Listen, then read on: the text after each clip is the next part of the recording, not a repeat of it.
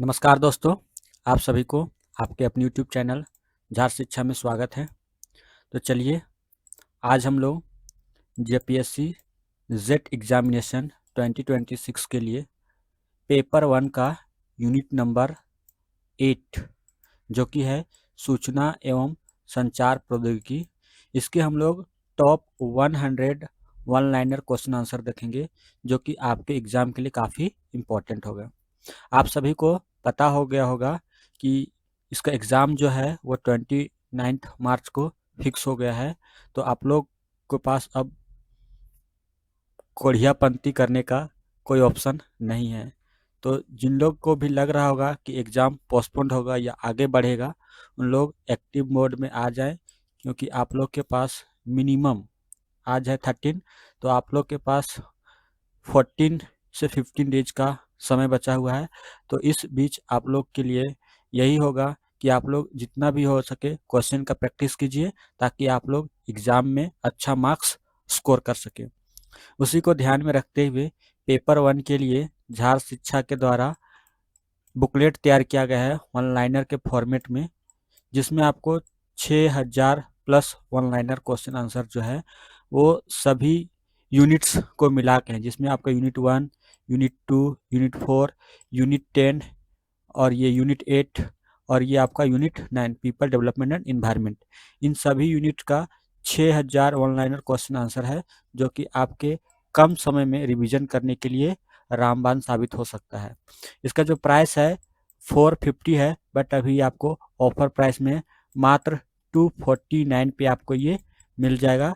तो जिसको भी लेना हो आप हमारे नंबर पे संपर्क कर सकते हैं। हमारा नंबर है 8271113645।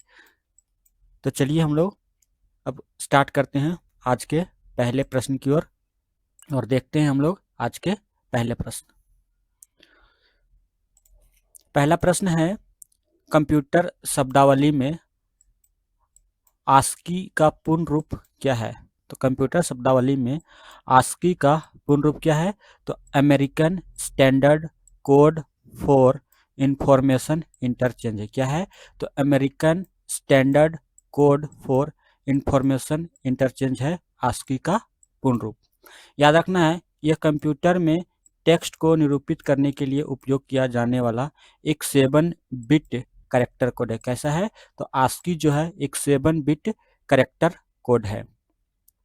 अगला प्रश्न है, वह प्रोग्राम जो उच्च स्तरीय भाषा यानी कि हाई लेवल लैंग्वेज को मशीन भाषा में एक ही बार में अनुवादित करता है क्या कहलाता है? यानी कि हाई लेवल लैंग्वेज को एक ही बार में मशीनी भाषा में अनुवादित करता है, उसको क्या बोलते हैं? तो उसे कंपाइलर बोला जाता है। क्या बोला जाता है? तो कंपाइलर बोला जाता है। अगला प्रश्न है, इंटरनेट के संदर्भ में URL का पूर्ण रूप क्या है और यह क्या दर्शाता है? तो URL का पूर्ण रूप है यूनिफॉर्म रिसोर्स लोकेटर। क्या है? Uniform resource locator. यह इंटरनेट पर किसी संसाधन का पता, दैट मीन्स एड्रेस होता है। क्या होता है? तो इंटरनेट पर किसी संसाधन का यह एड्रेस होता है। अगला प्रश्न है, 1 टेराबाइट यानी कि टीबी मेमोरी में कितने गीगाबाइट यानी कि जीबी होते हैं? तो एक टीबी में 1024 जीबी होते हैं। क्या होते हैं? 1024 जीबी होते हैं। याद रखना है आप लोगों का क्रम, सबसे पहले आपका बाइट आता है, उससे भी पहले बिट आता है। क्या आता है? बिट आता है। और बिट से बड़ा क्या होता है? बाइट होता है। और बाइट से बड़ा केबी होता है। और केबी से बड़ा एमबी, एमबी से बड़ा जीबी, जीबी से बड़ा टीबी और टीबी से बड़ा पीबी यानी कि पेटाबाइट होता है। चलिए अगला प्रश्न हम लोग देखते हैं, बायोस का पूर्ण रूप क्या है और यह कंप्यूटर में कहाँ स्थित होता है? तो बायोस का पूर्ण रूप क्या है? तो बेसिक इनपुट आउटपुट सिस्टम है। क्या है? तो बेसिक इनपुट आउटपुट सिस्टम। और यह रोम यानी कि रीड ओनली मेमोरी में स्थित होता है। कहाँ होता है? तो यह रीड ओनली मेमोरी में स्थित होता है। अगला प्रश्न है, GUI का अर्थ क्या है जो उपयोगकर्ता और इलेक्ट्रॉनिक उपकरणों के बीच इंटरफेस का काम करता है? तो GUI का अर्थ क्या है? इसका अर्थ है ग्राफिकल यूजर इंटरफेस। क्या है? तो ग्राफिकल यूजर इंटरफेस है जो उपयोगकर्ता और इलेक्ट्रॉनिक उपकरणों के बीच इंटरफेस का काम करता है।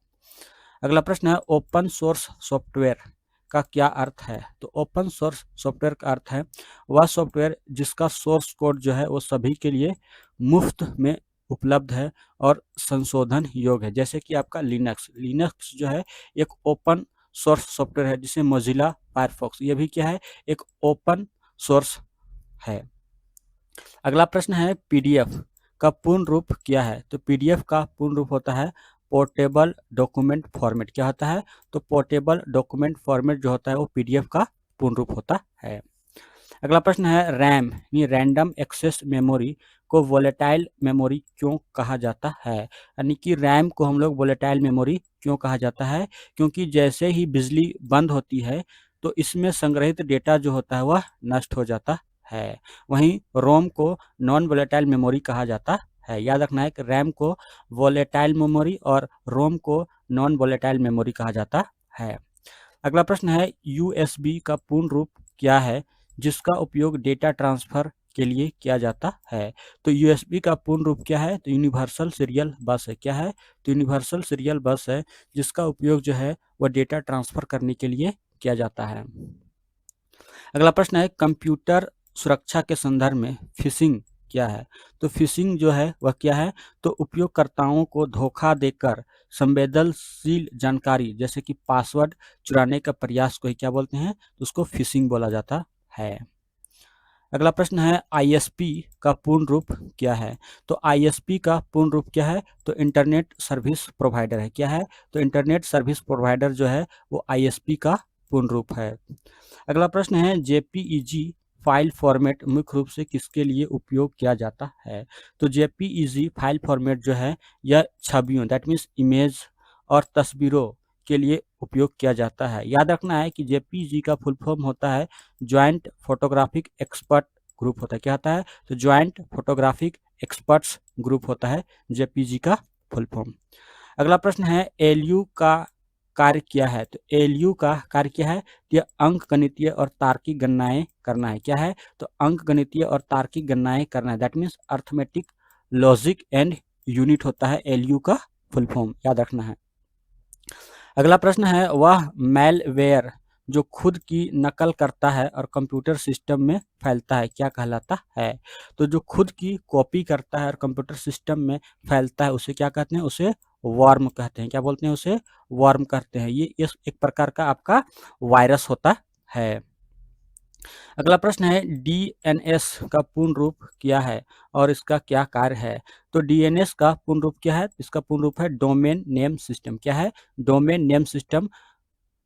यह डोमेन नामों जैसे कि https://www.google.com/search?q=google.com को आईपी पते यानी कि आईपी एड्रेस में बदलता है। कौन?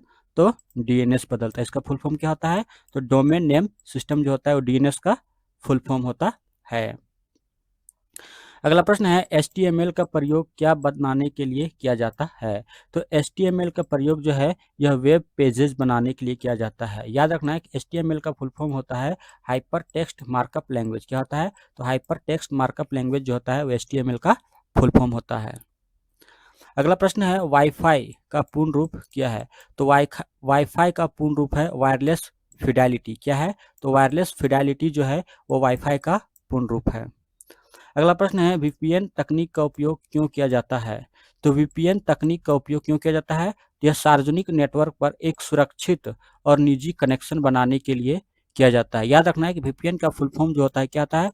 वर्चुअल प्राइवेट नेटवर्क होता है। क्या होता है? तो वर्चुअल प्राइवेट नेटवर्क जो होता है वो वीपीएन का पूर्ण रूप होता है। अगला प्रश्न है मूक का पूर्ण रूप क्या है? तो मूक का पूर्ण रूप क्या है? तो मैसिव ओपन ऑनलाइन कोर्सेज। क्या है? तो मैसिव ओपन ऑनलाइन कोर्सेज जो है यह मूक का फुल फॉर्म है।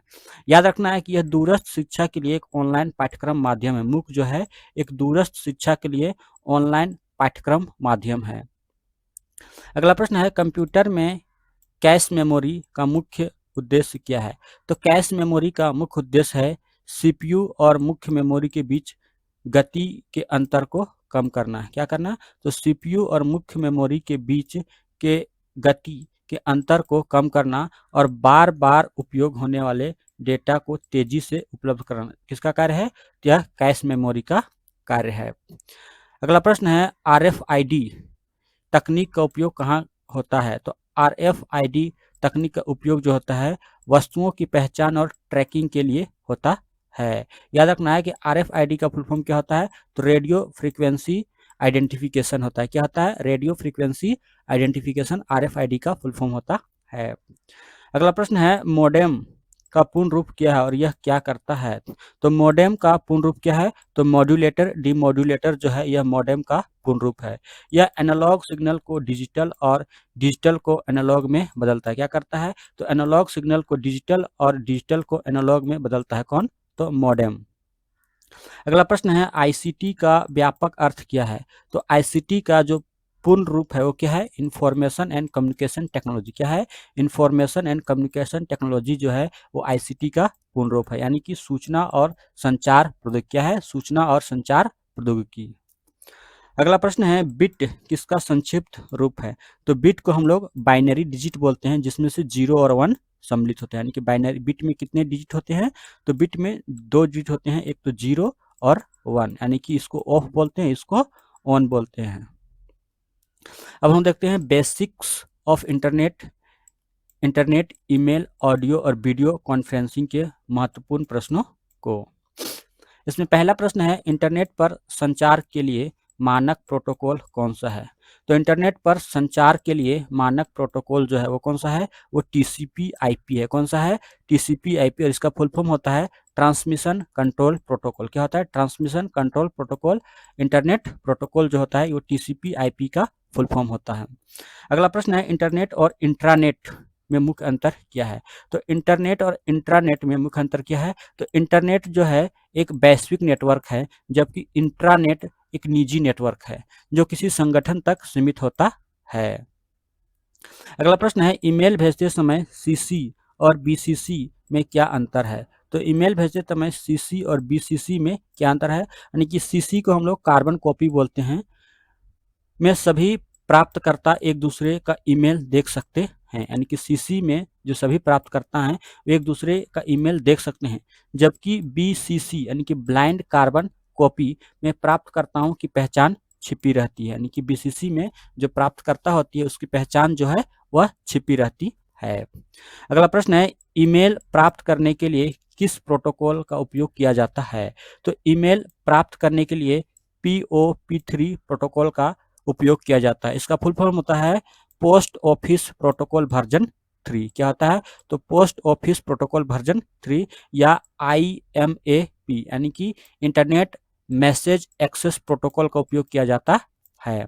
अगला प्रश्न है ईमेल भेजने के लिए किस प्रोटोकॉल का उपयोग होता है? तो ईमेल भेजने के लिए किस प्रोटोकॉल का उपयोग होता है? तो SMTP प्रोटोकॉल का उपयोग होता है। इसका फुल फॉर्म होता है सिंपल मेल ट्रांसफर प्रोटोकॉल। क्या होता है? तो सिंपल मेल ट्रांसफर प्रोटोकॉल जो होता है वह SMTP का फुल फॉर्म होता है। अगला प्रश्न है वीडियो कॉन्फ्रेंसिंग किस प्रकार के संचार का उदाहरण है? तो वीडियो कॉन्फ्रेंसिंग जो है यह तुल्यकालिक संचार यानी कि सिंक्रोनस कम्युनिकेशन का एग्जाम्पल है। किसका? तो सिंक्रोनस कम्युनिकेशन का एग्जाम्पल है। इसमें प्रेषक और प्राप्तकर्ता दोनों एक ही समय पर उपस्थित होते हैं, यानी कि रिसीवर और सेंडर जो होते हैं वो एक ही समय पर उपस्थित होते हैं। किसमें? तो वीडियो कॉन्फ्रेंसिंग में। अगला प्रश्न है VoIP का पूर्ण रूप क्या है जो इंटरनेट पर वॉइस कॉल की अनुमति देता है? तो VoIP का फुल फॉर्म होता है वॉइस ओवर इंटरनेट प्रोटोकॉल। क्या होता है? तो वॉइस ओवर इंटरनेट प्रोटोकॉल जो होता है जो इंटरनेट पर वॉइस कॉल की अनुमति देता है। अगला प्रश्न है स्पैम ईमेल का क्या अर्थ है? तो स्पैम ईमेल का क्या अर्थ है? तो अवांछित यानी कि अनसोलिसिटेड जंक ईमेल जो बड़े पैमाने पर भेजे जाते हैं कहते हैं उसे स्पैम कहते हैं। अगला प्रश्न है वेब ब्राउजर और सर्च इंजन में क्या अंतर है? तो वेब ब्राउजर और सर्च इंजन में क्या अंतर है?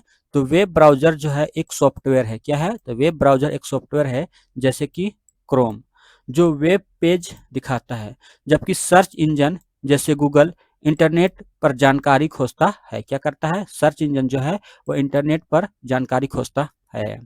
अगला प्रश्न है HTTP और HTTPS में क्या अंतर है? तो HTTPS में S का अर्थ जो होता है वो सिक्योर, यानी कि डेटा एनक्रिप्टेड होता है। क्या होता है? तो HTTPS में जो होता है डेटा जो होता है वह इंक्रिप्टेड होता है और HTTP में डेटा इंक्रिप्टेड नहीं होता है। अगला प्रश्न है, ब्लॉग शब्द किन दो शब्दों से मिलकर बना है? तो ब्लॉग शब्द जो है वेब प्लस लॉग से मिलकर बना है। इसको बोलते हैं वेब लॉग और इसको बोलते हैं नॉर्मली ब्लॉग। अगला प्रश्न है, अतुल्यकालिक संचार दैट मीन्स असिंक्रोनस कम्युनिकेशन का एक उदाहरण दें। तो असिंक्रोनस कम्युनिकेशन का उदाहरण क्या है? तो ईमेल है या चर्चा मंच यानी कि डिस्कशन फॉर्म है।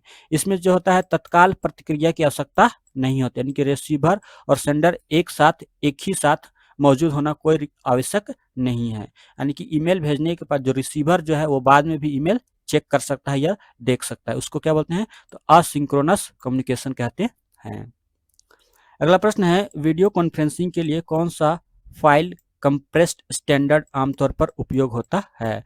तो वीडियो कॉन्फ्रेंसिंग के लिए कौन सा फाइल कंप्रेशन उपयोग होता है? तो MPEG-4 होता है। कौन सा? तो MPEG-4 होता है। अगला प्रश्न है, फायरवॉल का उपयोग नेटवर्क में क्यों किया जाता है? तो फायरवॉल का उपयोग जो है नेटवर्क में किस लिए किया जाता है? तो अनाधिकृत पहुंच के लिए, यानी कि अनऑथोराइज्ड एक्सेस को रोकने और नेटवर्क सुरक्षा के लिए फायरवॉल का उपयोग किया जाता है। किस लिए? तो अनऑथोराइज्ड एक्सेस को रोकने के लिए और नेटवर्क सुरक्षा के लिए फायरवॉल का उपयोग किया जाता है। अगला प्रश्न है, कुकीज इंटरनेट की दुनिया में क्या है? तो कुकीज जो है वह क्या है? तो एक छोटी टेक्स्ट फाइल जो वेब ब्राउज़र द्वारा उपयोगकर्ता के कंप्यूटर पर वेबसाइट की जानकारी या प्राथमिकताओं को याद करने के लिए स्टोर की जाती है, उसे कुकीज कहते हैं। यानी कि जब हम लोग इंटरनेट पर किसी चीज़ को सर्च करते हैं तो वो जो उसके बार-बार रिपीटेड फाइल जो होते हैं वो उसको ब्राउज़र को सेव कर लेता है, ताकि फिर अगर दोबारा हम लोग उस पर जाते हैं तो तुरंत वो ओपन हो जाता है। तो उसी को क्या बोलते हैं? उसे कुकीज बोला जाता है। अगला प्रश्न है, ईथरनेट का उपयोग मुख्य रूप से किस प्रकार के नेटवर्क में होता है? तो ईथरनेट का उपयोग जो होता है वो लैन में होता है, यानी कि लोकल एरिया नेटवर्क में हम लोग ईथरनेट का उपयोग करते हैं। अगला प्रश्न है, MIME का ईमेल में क्या उपयोग है? तो MIME का ईमेल में क्या उपयोग है? तो यह ईमेल के माध्यम से टेक्स्ट के अलावा ऑडियो, वीडियो और अन्य फाइलें भेजने की अनुमति देता है। कौन? तो MIME। इसका फुल फॉर्म क्या होता है? तो मल्टीपर्पस इंटरनेट मेल एक्सटेंशन होता है। क्या होता है? तो मल्टीपर्पस इंटरनेट मेल एक्सटेंशन को ही हम लोग क्या बोलते हैं? तो MIME बोलते हैं। अगला प्रश्न है, इंटरनेट पर एक कंप्यूटर को विशिष्ट रूप से कैसे पहचाना जाता है? तो IP एड्रेस के माध्यम से कंप्यूटर को विशिष्ट रूप से पहचाना जाता है। अगला प्रश्न है, वेब 2.0 की मुख्य विशेषता क्या है? तो वेब 2.0 की मुख्य विशेषता है कि यह उपयोगकर्ता यानी कि जनित सामग्री यूजर जनरेटेड कंटेंट और सहभागिता जैसे सोशल मीडिया पर केंद्रित है। कौन सा? तो वेब 2.0। अगला प्रश्न है, पॉडकास्टिंग किस प्रकार की मीडिया फाइल से संबंधित है? तो पॉडकास्टिंग जो है यह ऑडियो फाइल से संबंधित, किससे? तो ऑडियो फाइल से संबंधित है। अगला प्रश्न है, सर्च इंजन ऑप्टिमाइजेशन यानी कि SEO का उद्देश्य क्या है? तो सर्च इंजन ऑप्टिमाइजेशन का उद्देश्य है सर्च इंजन परिणामों में वेबसाइट की रैंकिंग में सुधार करना। क्या करना? तो सर्च इंजन परिणामों में वेबसाइट की रैंकिंग में सुधार करना। अगला प्रश्न है, हाइपरलिंक का क्या कार्य है? तो हाइपरलिंक का कार्य है कि एक पेज को दूसरे वेब पेज पर संसाधन से जोड़ना, यानी कि जैसे हम लोग कोई लिंक दिया रहता है तो उस पे जैसे हम लोग क्लिक करते हैं तो वो एक नेक्स्ट पेज खुला जाता है, तो वो जो लिंक दिया हुआ है उसी को क्या बोलते हैं? तो हाइपर लिंक बोला जाता है। यानी कि जब एक लिंक पर हम लोग क्लिक करते हैं तो वो दूसरा पेज ओपन हो जाता है।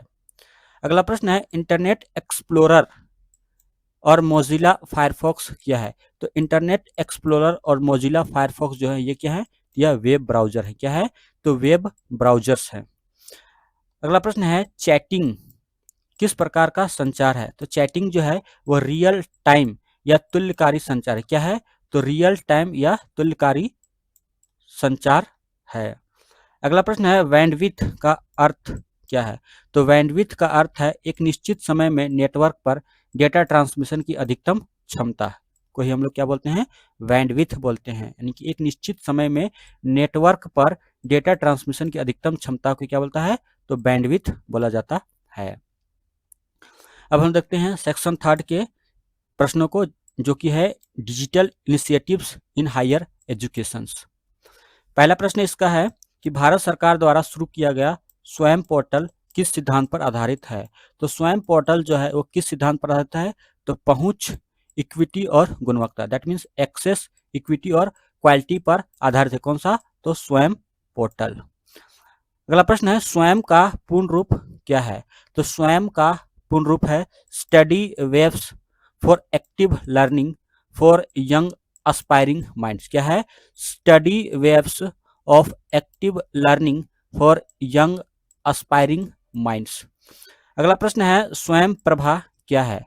तो स्वयं प्रभा जो है 40 DTH डायरेक्ट टू होम चैनलों का एक समूह है जो उच्च गुणवत्ता वाले शैक्षिक कार्यक्रम प्रसारित करता है। क्या करता है?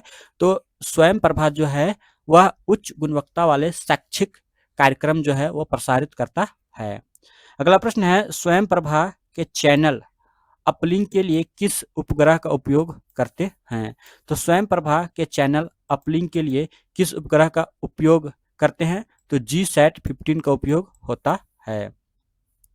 अगला प्रश्न है NPTEL national programme on technology enhanced learning किन विषयों पर केंद्रित है? तो NPTEL जो है वह इंजीनियरिंग और विज्ञान पर केंद्रित है। यह IITs और IISCs की संयुक्त पहल है। किसकी? तो IITs और IISCs की संयुक्त पहल है। अगला प्रश्न है भारत में थीसिस और शोध प्रबंधों यानी थीसिस एंड डाइसर्टेशन का ऑनलाइन भंडार कौन सा है? तो इसका ऑनलाइन भंडार कौन है? तो वह शोध गंगा है। कौन? तो शोध गंगा जो है वो थीसिस और शोध प्रबंधों का ऑनलाइन भंडार है। अगला प्रश्न है ई शोध सिंधु का मुख्य उद्देश्य क्या है? तो ई शोध सिंधु का मुख्य उद्देश्य है शोधकर्ताओं को ई जर्नल्स और ई पुस्तकों तक पहुंच प्रदान करना। क्या करना? तो ई जर्नल्स और ई पुस्तकों तक पहुंच प्रदान करना। अगला प्रश्न है NAD का पूर्ण रूप क्या है और इसका क्या लाभ है? इसका पूर्ण रूप है नेशनल एकेडमिक डिपॉजिटरी। क्या है? तो NAD का फुल फॉर्म है नेशनल एकेडमिक डिपॉजिटरी। यह शैक्षणिक डिग्रियों और प्रमाण पत्रों का डिजिटल भंडारण करता है। किसका? तो शैक्षणिक डिग्रियों और प्रमाण पत्रों का डिजिटल भंडारण करता है। अगला प्रश्न है CEC consortium for educational communication. क्या? तो कंसोर्टियम फॉर एजुकेशनल कम्युनिकेशन किस स्तर की शिक्षा के लिए ई सामग्री तैयार करता है? तो यह स्नातक यानी कि अंडर ग्रेजुएट शिक्षा के लिए ई सामग्री जो है वह तैयार करता है। कौन? तो CEE यानी कंसोर्टियम फॉर एजुकेशनल कम्युनिकेशन।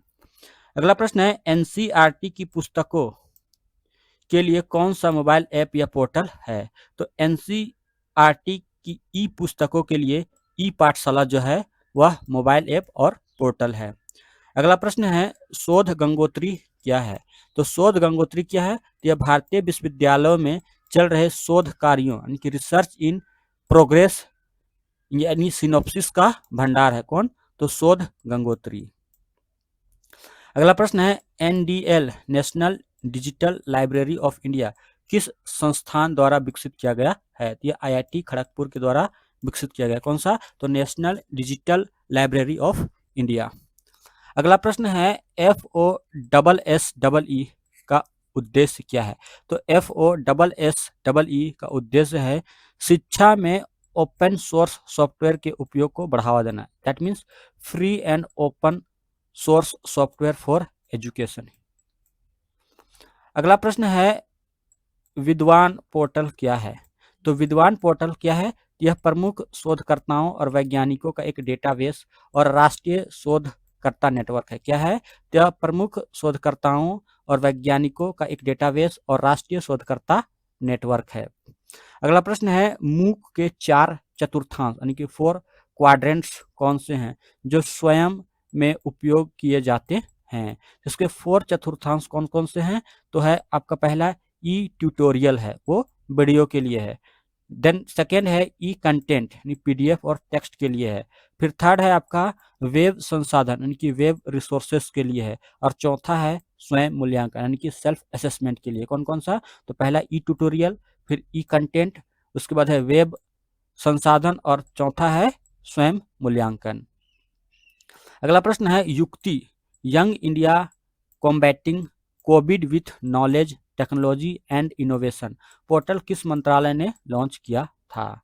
तो युक्ति पोर्टल जो है वो किस मंत्रालय ने लॉन्च किया था? यह शिक्षा मंत्रालय के द्वारा लॉन्च किया गया था, यानी कि मिनिस्ट्री ऑफ एजुकेशन के द्वारा युक्ति पोर्टल जो है वह लॉन्च किया था। याद रखना है इसका फुल फॉर्म क्या होता है? Young India combating Covid with knowledge technology and innovation. अगला प्रश्न है ज्ञान global initiative for academic networks का उद्देश्य क्या है? ज्ञान का उद्देश्य क्या है? तो अंतर्राष्ट्रीय स्तर के वैज्ञानिकों और उद्यमियों को भारतीय उच्च शिक्षण संस्थानों में पढ़ाने के लिए आमंत्रित करना। क्या करना? तो अंतर्राष्ट्रीय स्तर के वैज्ञानिकों और उद्यमियों को भारतीय उच्च शिक्षण संस्थानों में पढ़ाने के लिए आमंत्रित करना, इसी को बोलते हैं ज्ञान, इसका उद्देश्य है। अगला प्रश्न है वर्चुअल लैब्स परियोजना का मुख्य उद्देश्य क्या है? तो वर्चुअल लैब्स परियोजना का मुख्य उद्देश्य है छात्रों को दूरस्थ रूप से प्रयोगशाला प्रयोग करने की सुविधा प्रदान करना। क्या करना? तो छात्रों को दूरस्थ रूप से प्रयोगशाला प्रयोग करने की सुविधा प्रदान करना, इसी को बोलते हैं वर्चुअल लैब्स। अगला प्रश्न है सशक्त क्या है? तो सक्षत जो है वह क्या है? तो यह एक वन स्टॉप एजुकेशन पोर्टल है जिसे 2006 में लॉन्च किया गया था। सक्षत जो है क्या है? एक वन स्टॉप एजुकेशन पोर्टल है जिसको 2006 में लॉन्च किया गया था। कब? तो 2006 में। अगला प्रश्न है NMEICT का पूर्ण रूप क्या है? तो NMEICT का पूर्ण रूप है national mission on education through information and communication technology. क्या है? तो national mission on education through information and communication technology. अगला प्रश्न है समर्थ ई गवर्नेंस पोर्टल का उपयोग किस लिए किया जाता है? तो समर्थ ई गवर्नेंस पोर्टल का जो उपयोग है किस लिए किया जाता है? तो विश्वविद्यालयों और उच्च शिक्षण संस्थानों में प्रक्रियाओं के स्वचालन यानी कि ऑटोमेशन और प्रबंधन के लिए किया जाता है। किसका? तो समर्थ ई गवर्नेंस पोर्टल का। अगला प्रश्न है ई यंत्र परियोजना किस क्षेत्र से संबंधित है? तो ई यंत्र परियोजना जो है यह रोबोटिक्स शिक्षा से जिससे आईआईटी बॉम्बे द्वारा संचालित किया जाता है, यानी कि ई यंत्र परियोजना जो है यह आईआईटी बॉम्बे के द्वारा संचालित किया जाता है। अगला प्रश्न है यूजीसी केयर सूची का संबंध किससे है? तो यूजीसी केयर सूची का संबंध जो है वह गुणवत्तापूर्ण शोध पत्रिकाओं यानी कि क्वालिटी रिसर्च जर्नल की सूची से। किससे? तो क्वालिटी रिसर्च जर्नल की सूची से है। अगला प्रश्न है NIRF national institutional ranking framework what is? तो नेशनल इंस्टीट्यूशनल रैंकिंग फ्रेमवर्क किसके द्वारा जारी किया जाता है? यह शिक्षा मंत्रालय के द्वारा जारी किया जाता है, भारत सरकार के द्वारा। अगला प्रश्न है दीक्षा प्लेटफॉर्म का मुख्य उद्देश्य क्या है, यानी कि इसका उपयोग क्या है? तो दीक्षा प्लेटफॉर्म का मुख्य उपयोग क्या है? तो स्कूली शिक्षकों के लिए डिजिटल बुनियादी ढांचा और शिक्षक प्रशिक्षण। क्या है? तो स्कूली शिक्षकों के लिए डिजिटल बुनियादी ढांचा और शिक्षक प्रशिक्षण जो है ये दीक्षा प्लेटफॉर्म का मुख्य उपयोग है। अब हम देखते हैं सेक्शन 4 जो कि है ICT एंड गवर्नेंस। इसके हम लोग महत्वपूर्ण प्रश्नों को देखेंगे। इसमें पहला प्रश्न है ई गवर्नेंस का मुख्य लक्ष्य क्या है? तो ई गवर्नेंस का मुख्य लक्ष्य है स्मार्ट। क्या है? स्मार्ट। इसका फुल होता है simple, moral, accountable and responsive. क्या होता है? तो simple, moral, accountable and responsive जो होता है वो स्मार्ट का फुल फॉर्म होता है। रिस्पॉन्सिव, ट्रांसपेरेंट, शासन प्रदान करना, ये क्या होता है? ये ई गवर्नेंस का मुख्य लक्ष्य है। अगला प्रश्न है G2C government to citizen model का एक उदाहरण दें। तो गवर्नमेंट टू सिटीजन का एक उदाहरण क्या है? तो ऑनलाइन बिल भुगतान, आय प्रमाण पत्र का आवेदन। ये क्या है? तो ये गवर्नमेंट टू सिटीजन का एक उदाहरण है। अगला प्रश्न है उमंग ऐप का पूर्ण रूप क्या है? तो उमंग ऐप का पूर्ण रूप है unified mobile application for new age governance. क्या है? Unified mobile application for new age governance. यह एक ही ऐप में कई सरकारी सेवाओं तक पहुंच प्रदान करता है। कौन? तो उमंग ऐप। अगला प्रश्न है डिजिटल इंडिया कार्यक्रम किस वर्ष शुरू किया गया था? तो डिजिटल इंडिया कार्यक्रम जो है यह 1 जुलाई 2015 को शुरू किया गया था। कब? तो 1 जुलाई 2015 को शुरू किया गया था। अगला प्रश्न है डिजी लॉकर का उपयोग किस लिए किया जाता है? तो डिजी लॉकर का उपयोग जो है वो नागरिकों के दस्तावेजों को डिजिटल रूप में सुरक्षित रखने और साझा करने के लिए किया जाता है। ये एक क्लाउड आधारित ऐप है। क्या है? यह क्लाउड आधारित ऐप है। अगला प्रश्न है NEGP का पूर्ण रूप क्या है? तो NEGP का पूर्ण रूप है नेशनल ई गवर्नेंस प्लान। क्या है? तो नेशनल ई गवर्नेंस प्लान यानी कि राष्ट्रीय ई गवर्नेंस योजना। अगला प्रश्न है ई क्रांति मिशन का उद्देश्य क्या है? तो ई क्रांति मिशन का उद्देश्य है ई गवर्नेंस के माध्यम से सेवाओं की इलेक्ट्रॉनिक डिलीवरी सुनिश्चित करना। क्या करना? तो ई गवर्नेंस के माध्यम से सेवाओं की इलेक्ट्रॉनिक डिलीवरी सुनिश्चित करना, यह ई क्रांति मिशन का उद्देश्य है। अगला प्रश्न है EGEM that means government e market place portal का उद्देश्य क्या है? तो गवर्नमेंट ई मार्केट प्लेस का उद्देश्य है सरकारी विभागों द्वारा वस्तुओं और सेवाओं की ऑनलाइन खरीद यानी कि गवर्नमेंट टू बिजनेस। क्या है? यानी कि G2B है।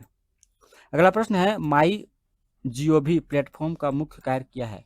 तो माई जीओवी प्लेटफॉर्म का मुख्य कार्य है नागरिकों को शासन और नीति निर्माण में भाग लेने के लिए मंच प्रदान करना। क्या करना? तो नागरिकों को शासन और नीति निर्माण में भाग लेने के लिए मंच प्रदान करना यानी कि सिटीजन इंगेजमेंट है किसका? तो माई गवर्नमेंट प्लेटफॉर्म का मुख्य कार्य।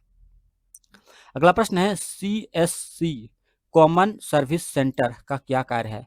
तो कॉमन सर्विस सेंटर का कार्य है ग्रामीण क्षेत्रों में नागरिकों को आवश्यक सार्वजनिक उपयोगिता सेवाएं और सामाजिक कल्याण योजनाएं प्रदान करना। क्या करना? तो ग्रामीण क्षेत्रों में नागरिकों को आवश्यक सार्वजनिक उपयोगिताएं सेवाएं और सार्वजनिक कल्याण योजनाएं प्रदान करना किसका कार्य है? तो CSE का कार्य है। अगला प्रश्न है स्वान का पूर्ण रूप क्या है जो ई गवर्नेंस का मुख्य ढांचा है? तो स्वान का मुख्य या स्वान का पूर्ण रूप है स्टेट वाइड एरिया नेटवर्क। क्या है? तो state wide area network. AEPS का बैंकिंग में क्या अर्थ है? तो AEPS का बैंकिंग में अर्थ है आधार इनेबल्ड पेमेंट सिस्टम। क्या है? तो आधार इनेबल्ड पेमेंट सिस्टम। अगला प्रश्न है प्रगति प्लेटफॉर्म का उपयोग किसके लिए किया जाता है? तो प्रगति प्लेटफॉर्म का उपयोग जो है वो प्रधानमंत्री द्वारा महत्वपूर्ण परियोजनाओं की निगरानी और समीक्षा के लिए किया जाता है। दैट मीन्स प्रगति का फुल फॉर्म क्या होता है? तो proactive governance and timely implementation. क्या होता है? तो proactive governance and timely implementation. अगला प्रश्न है भीम ऐप किस इंटरफेस पर आधारित है? तो भीम ऐप जो है यह UPI यानी कि यूनिफाइड पेमेंट इंटरफेस पर आधारित है। याद रखना है कि भीम का जो फुल फॉर्म होता है क्या होता है? भारत इंटरफेस फॉर मनी होता है। क्या होता है? Bharat interface for money. अगला प्रश्न है G2G गवर्नमेंट टू गवर्नमेंट का क्या अर्थ है? यानी कि सरकारी विभागों या एजेंसियों के बीच सूचनाओं का आदान प्रदान को ही क्या बोलते हैं? G2G बोलते हैं यानी कि गवर्नमेंट टू गवर्नमेंट। अगला प्रश्न है ई हॉस्पिटल पहल का क्या लाभ है? तो ई हॉस्पिटल पहल का लाभ है ऑनलाइन पंजीकरण, अपॉइंटमेंट और नैदानिक रिपोर्ट तक पहुंच। क्या है? तो ऑनलाइन पंजीकरण, अपॉइंटमेंट और नैदानिक रिपोर्ट तक पहुंच। अगला प्रश्न है क्लाउड कंप्यूटिंग के 3 मुख्य सर्विस मॉडल कौन से हैं? तो क्लाउड कंप्यूटिंग के 3 प्रमुख सर्विस मॉडल कौन से हैं? तो IaaS that means infrastructure as a service, दूसरा है PaaS platform as a service और तीसरा है SaaS software as a service. पहला कौन सा है? इंफ्रास्ट्रक्चर एज ए सर्विस, दूसरा है प्लेटफॉर्म एज ए सर्विस और तीसरा है सॉफ्टवेयर एज ए सर्विस। अगला प्रश्न है बिग डेटा का क्या अर्थ है? तो बिग डेटा का अर्थ है बहुत बड़ी मात्रा में संरचित और असंरचित डेटा जिसे पारंपरिक तरीकों से प्रोसेस करना मुश्किल होता है उसी को बोलते हैं बिग डेटा। अगला प्रश्न है एआई यानी आर्टिफिशियल इंटेलिजेंस का जनक किसे माना जाता है? तो जॉन मैकार्थी को आर्टिफिशियल इंटेलिजेंस का जनक माना जाता है। अगला प्रश्न है आईओटी इंटरनेट ऑफ थिंग्स का क्या अर्थ है? तो इंटरनेट ऑफ थिंग्स का अर्थ है भौतिक उपकरणों का नेटवर्क जो इंटरनेट के माध्यम से डेटा का आदान प्रदान करता है, जैसे स्मार्ट होम डिवाइसेस। ये किस पर बेस्ड होते हैं? ये इंटरनेट ऑफ थिंग्स पर बेस्ड होते हैं। अगला प्रश्न है डीप फेक तकनीक किस पर आधारित है? तो डीप फेक तकनीक जो है ये आर्टिफिशियल इंटेलिजेंस पर आधारित है, जिसका उपयोग यथार्थवादी यानी कि नकली वीडियो या ऑडियो बनाने में होता है। किसका? तो डीप फेक का। अगला प्रश्न है भारत के सुपर कंप्यूटर परम का विकास किस संस्था ने किया था?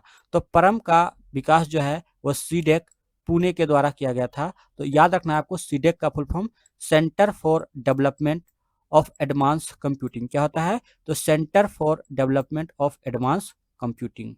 अगला प्रश्न है क्रिप्टो करेंसी जैसे बिटकॉइन किस तकनीक पर काम करती है?